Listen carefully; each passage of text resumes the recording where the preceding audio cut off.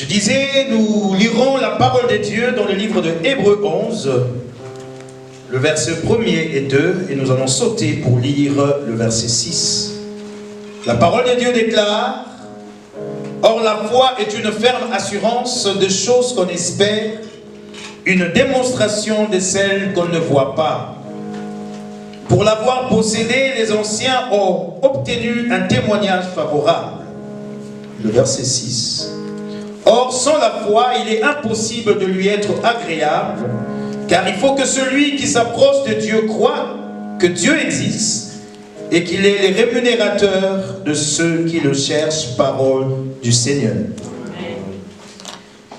Bien-aimés dans le Seigneur, nous sommes encore dans notre série sur la nouvelle naissance. Et les dimanches derniers, nous avions parlé: que nous manque-t-il pour voir le surnaturel de Dieu dans notre vie? Et là, nous avons essayé de parler de certains hommes ordinaires dont l'Éternel s'est manifesté dans leur vie. Nous avions parlé de l'exemple de T.L. Osborne, nous avions parlé de l'exemple de Billy Graham, Yonggi Cho, nous avions parlé de Jacques Verneau, Catherine Kuhlman, et tant d'autres encore dont l'Éternel s'est manifesté dans leur vie. La seule chose que nous trouvons dans la vie de ces personnes, qu'ils avaient la foi. Alléluia. Ces personnes avaient la foi pour croire à ce que Dieu est capable de faire dans leur vie. Et c'est là où nous avions posé la question, à savoir qu'est-ce qu'il nous manque, nous aussi, afin que nous puissions voir la main de Dieu dans nos vies, ce dont nous désirons. Et ce qui nous manque, nous avons dit, c'est peut-être la foi, ou encore notre foi est faible, afin que nous ne puissions pas voir la main de Dieu. Or, la Bible déclare que tout est possible à celui qui croit. Et bien aimé, nous avons essayé de définir la foi. Nous avons dit que la foi est la confiance, n'est-ce pas? C'est la confiance, le fait de croire. Quand on croit à quelqu'un, c'est qu'on a confiance en lui. Et nous avons essayé de parler du verbe croire qui est très riche. Le dictionnaire parle de ce verbe dans le 3 sens. Il parle dans le sens transitif direct, dans le sens transitif indirect et intransitif. Et dans le sens transitif direct, nous avons dit c'est considéré comme vrai, comme fiable. Et dans le sens indirect, nous avons dit c'est tenir pour certains existence de quelqu'un. Exemple, nous avons dit quand on dit je crois en Dieu. Et quand on emploie la préposition en, cela exprime la confiance ou encore la foi. Et dans son sens intransitif, nous avons dit que cela ne peut pas changer, c'est-à-dire absolument avoir la foi. C'est une affirmation catégorique. Dieu existe et ça ne change pas. Alléluia.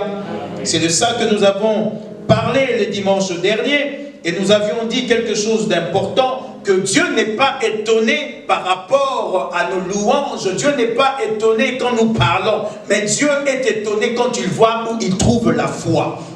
Quand il trouve la foi en un homme, la Bible dit, lorsque vous lisez souvent Jésus, Jésus aimait bien dire: je n'ai jamais vu une foi pareille en Israël. Il était étonné à chaque fois qu'il voyait la foi. C'est pourquoi nous avions dit les dimanches passés, Dieu ne consomme pas la louange, il ne consomme pas l'adoration. Mais la Bible dit, il est le consommateur de notre foi. Quand l'homme a la foi, bien aimé, c'est le seul élément qui peut changer les choses. Amen. Et nous avions dit les dimanches passés aussi que la foi était le moteur spirituel, un élément booster. Un élément déclencheur pour changer la malédiction en bénédiction, pour aller chercher quelque chose pour l'emmener vers toi. En d'autres termes, j'aime aussi définir la foi comme étant une main invisible qui va dans les trésors de Dieu, prendre quelque chose et l'emmener auprès de toi. Amen. Alléluia. Amen. Et l'exemple que nous avons donné d'une femme cananéenne dans la parole de Dieu dans le livre de Matthieu, Matthieu 15, à partir du verset 26 et 28, la Bible nous parle d'une femme cananéenne, une femme dont sa fille était possédée d'un démon.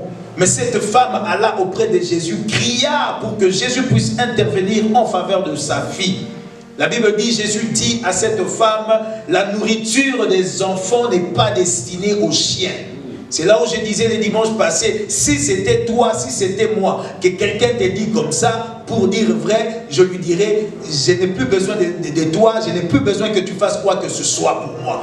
Avec des paroles dures comme ça. Mais cette femme, maman Mégé, n'a pas regardé ses paroles, mais cette femme a regardé plus son besoin et la foi qu'elle avait pour que le Seigneur puisse agir dans sa vie. C'est pourquoi cette femme a réagi en répondant à Christ en lui disant, même les miettes qui tombent de la table, les chiens aussi peuvent manger. Et Jésus a dit, waouh, quelle foi! Et c'est là où sa fille a été guérie. La Bible dit aussitôt. Jésus n'a pas dit va la foi, non, il a dit va ta foi. Il n'a pas parlé de la foi en général, mais de ta foi. Ce qui fera que ta vie change, c'est ta propre foi. Quelqu'un est avec moi? Amen. Et c'est là où nous avions parlé comment développer notre foi pour la rendre active et dynamique, afin de produire le miracle dans les circonstances de notre vie. Et là, nous avons dit que nous parlerons de 2 clés. Les dimanches passés, nous avons parlé d'une de ces clés et nous avons dit, la première clé c'était... Merci. La première clé, maman Sidonie va m'attendre si le pasteur pose, je vais répondre parce que j'ai relu, papa te fait rigoler. Gloire au Seigneur, ça c'est bien. La première clé, nous avons dit, c'est la loi de la perception. La perception, c'est saisir par son esprit quelque chose. Et nous avons dit percevoir le résultat de son miracle. Et dans ça, nous avions dit qu'il y a d'autres pasteurs ou d'autres serviteurs de Dieu qui aiment parler de la 4e dimension. Quand vous entendez quelqu'un dire 4e dimension, ça veut juste dire percevoir son miracle, percevoir sa bénédiction. C'est ça la loi de la perception. Et une question que j'avais posée, quand tu te vois, comment te vois-tu, n'est-ce pas? Bien-aimé dans le Seigneur, tu n'es pas venu dans ce monde, maman Julie, pour accompagner les autres. Non, les autres, non. Tu es venu dans ce monde pour voir la main de Dieu. Afin que quand toi tu passeras, que ton nom reste dans les annales. Amen. Alléluia. Il est très important. Quand on parle d'Abraham, dans notre période ici, on parle aussi des grands noms de certaines personnes. Pourquoi pas de toi? Donc c'est-à-dire que nous devons voir des choses aussi différemment. Et pour voir des choses différemment, il faut percevoir sa bénédiction. Étudiant, tu vas à l'université, tu vas à l'école. Qu'est-ce que tu te vois demain? Il faut avoir une vision, une pensée de ce que tu veux être demain. Alléluia. Amen. Moi je me pose toujours la question, pourquoi c'était lui Michel et après c'est Charles Michel? Et après encore ça sera qui? Le fils de Charles Michel? Moi je veux voir Étienne. Henri dit Amen. Amen. Je veux voir Étienne comme premier ministre. Amen. Quelqu'un est avec moi? Oui. Amen. Pourquoi eux? Oh. Alléluia. Mais pourquoi eux? Et si vous regardez bien, Eva, regarde bien, tu remarqueras que ce sont que des hommes là et leurs fils et après. Avant c'était des coups, non? Et maintenant c'est encore qui? Alexandre aussi. Qui encore? Des coups.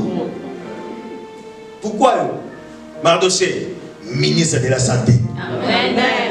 Bien aimé, il faut croire. Oh mon Dieu, il faut croire. Alléluia. Amen. C'est pourquoi je vous avais dit les dimanches derniers, je peux être le président de la République démocratique du Congo. Amen. Ah. Quand c'est moi, on a les gens d'autres ils disent ah, reste pasteur. Mais je peux être aussi pasteur président. Amen. Pourquoi pas? Bon. Vous, comme vous choisissez pour moi de rester là, que le Seigneur vous rencontre. C'est pas grave. Alors aujourd'hui, bien aimés, nous allons entamer notre 2e clé. La 2e clé que je veux partager ce matin, la loi de la préparation. Préparer son champ en attendant le miracle. La loi de la préparation. Bien-aimé dans le Seigneur, lorsque l'homme perçoit son miracle, lorsque l'homme veut telle chose arriver dans sa vie, il y a cette 2e clé qui doit maintenant intervenir, c'est la loi de la préparation.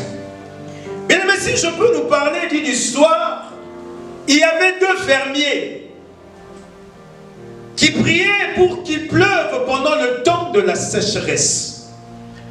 Et ces 2 fermiers ont prié en disant à l'Éternel, Seigneur, agis, la sécheresse est là, qu'il pleuve. afin que nous puissions bénéficier de la pluie. Mais parmi les deux fermiers, l'un d'eux a préparé son champ, l'autre ne l'a pas préparé. La question est à savoir, si la pluie arrivait à tomber, qui bénéficiera? Celui qui a préparé son champ. Donc celui qui n'a pas préparé son champ ne bénéficiera pas de cela. Si vous lisez la parole de Dieu, la Bible parle de la parabole des 10 vierges. Alors que le fiancé, l'époux devait arriver, la Bible dit parmi les 10, il y avait 5 sages et 5 folles. Les 5 sages ont préparé leurs lampes en ayant l'huile, mais les autres ne les avaient pas. Et la Bible dit quand le pou est arrivé, quand on dit l'époux est là, allez à sa rencontre, les 5 sages n'ont pas pu aller. Pourquoi? Parce que leur lampe ne contenait pas d'huile. Quelqu'un est avec moi? C'est-à-dire que malgré la promesse, malgré la foi, nous devons nous préparer. Alléluia. Amen. C'est comme ça, bien aimé, j'aime toujours dire, quand il y a 2 hommes qui peuvent planter un arbre, bien aimé, nous avons cette façon de faire que moi je n'apprécie pas. J'aime la prière. Quelqu'un est avec moi?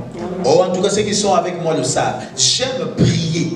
Mais je sais que, à part la prière, ou à côté de la prière, il y a autre chose.